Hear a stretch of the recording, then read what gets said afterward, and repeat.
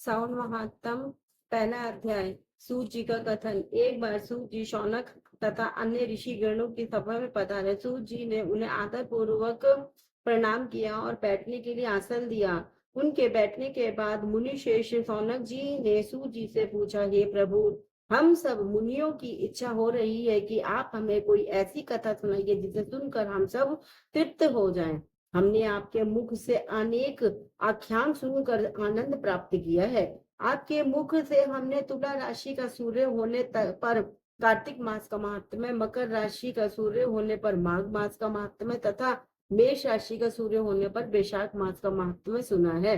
अब इन मासों में से भी उत्तम कोई मास हो तो हम उसका महात्म्य सुनना चाहते हैं। शौनक जी का आग्रह सुनकर सूत जी बड़े प्रेम पूर्ण शब्दों से में बोले कि श्रोताओं में निम्नलिखित 12 गुण होने चाहिए: दम्भ रहित, आस्तिक बुद्धि, शस्त्रता रहित, परमात्मा में भक्ति, भगवत चर्चा सुनने की तीव्र इच्छा, नम्रता, ब्राह्मण भक्त, सुशील स्वभाव, धैर्यवान, पवित्र, तपस्वी तथा दोषारोपण रहित। ये सब गुण आप सज्जनों में विद्यमान हैं। इसलिए मैं प्रसन्नता पूर्वक आपको तत्व की बात सुनाता हूँ।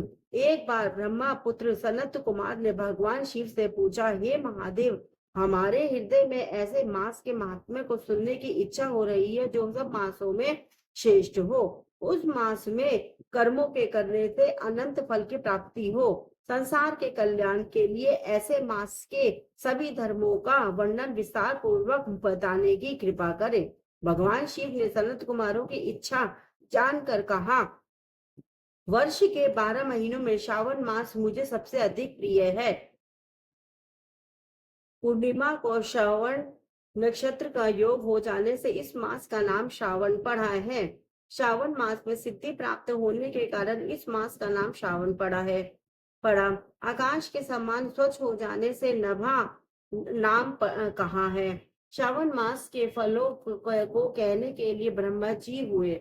इसका महात्म्य को देखने के लिए इंद्र हुए और भगवान अनंत ने इसके फल को कहने के लिए 2 सहस्त्र जीवा धारण की थी। इसलिए श्रावण मास के धर्मों की गणना करने के लिए पृथ्वी पर किसी में भी सामर्थ्य नहीं है। इस मास की कला को भी अन्य मास प्राप्त नहीं कर सकते। इस मास का कोई भी दिन व्रत शून्य नहीं है। इस मास की सब तिथियां व्रत वाली है। सनत कुमार बोले, हे महादेव, आपने सभी अभी बताया है कि इस मास की प्रत्येक तिथि व्रत वाली है। अतः आप मुझे बताइए कि किस तिथि में कौन सा व्रत रखा जाता है, उस व्रत का अधिकारी कौन है, उसका फल क्या मिलता है तथा उस व्रत को करने की विधि क्या है, किसने इस व्रत को किया है, उसकी उद्यापन विधि क्या है, उसका देवता कौन है, पूज्य कौन है, पूजन सामग्री क्या है, प्रधान पूजन किसका करना है, जागरण विधि क्या है, किस व्रत का समय क्या समय है, किस व्रत का क्या समय है। हे प्रभु, आप मुझे ये सब बताए बातें कृपा कर विस्तार पूर्वक बताने की कृपा करें। श्रावण मास आपको क्यों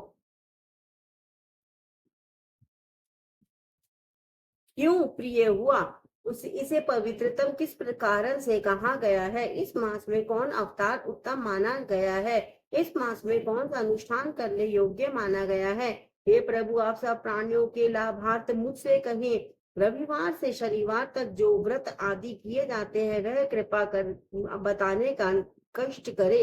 आप सब देवताओं में बड़े होने के कारण महादेव कहलाते हैं। पीपल के पेड़ में तीनों देव ब्रह्मा, विष्णु और महेश का निवास कहा गया है। उसमें भी आपका निवास सबसे ऊपर कहा गया है। आप कल्याण रूप होने के कारण, शिव पापनाशक होने के कारण हर कहलाते हैं। शरीर में गणेश जी का अधिष्ठान रूप 4 दल का मूलाधार नाम का चक्र है। उसके ऊपर 6 दल का ब्रह्मा जी का अधिष्ठान नाम का दूसरा चक्र है। सबसे ऊपर 10 दल का भगवान विष्णु का मणिपुर नामक तीसरा चक्र है।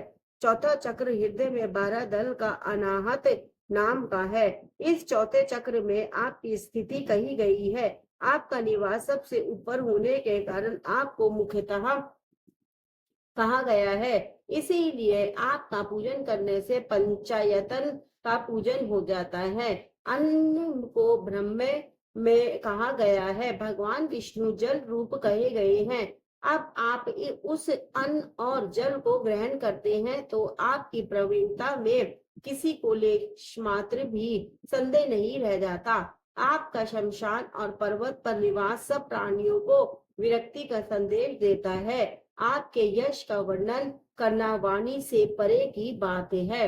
हर हर महादेव। पहला अध्याय पूरा हुआ। हरे कृष्ण कृष्ण कृष्ण हरे हरे राम राम राम। नमः पार्वती पते हर हर महादेव। नमः पार्वती पते हर हर महादेव। नमः पार्वती पते हर हर महादेव। ओमकारेश्वर ज्योतिर्लिंग महादेव की जय। महाकाल की जय।